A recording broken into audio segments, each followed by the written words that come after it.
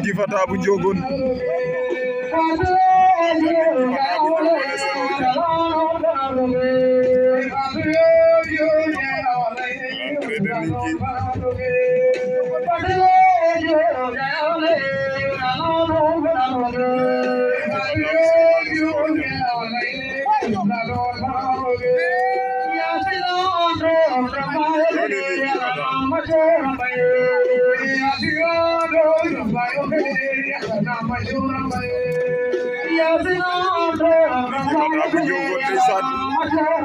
waaw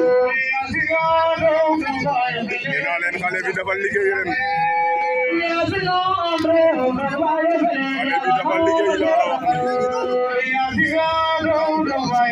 aca ndeysaan jëlal ma Adama Sikam Faye bu mag baa ngi noonu le grand Sikam Faye de tous les temps ndeysaan oni ni Gifata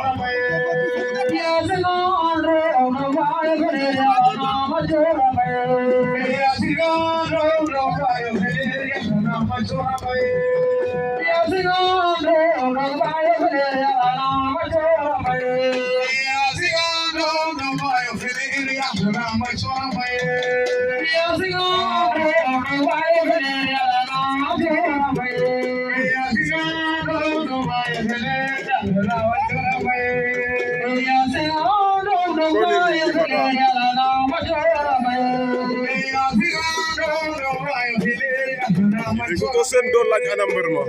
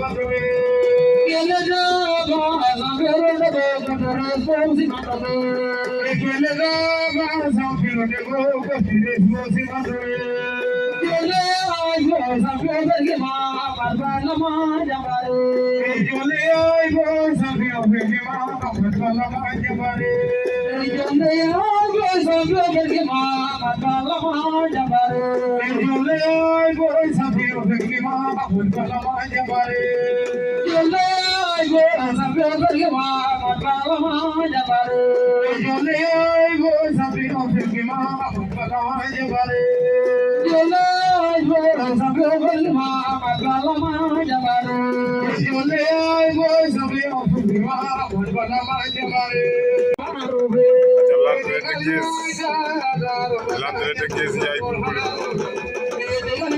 aca ilan de Kees a Siba Odian Kees Njaay Boumboulo na Siba Odian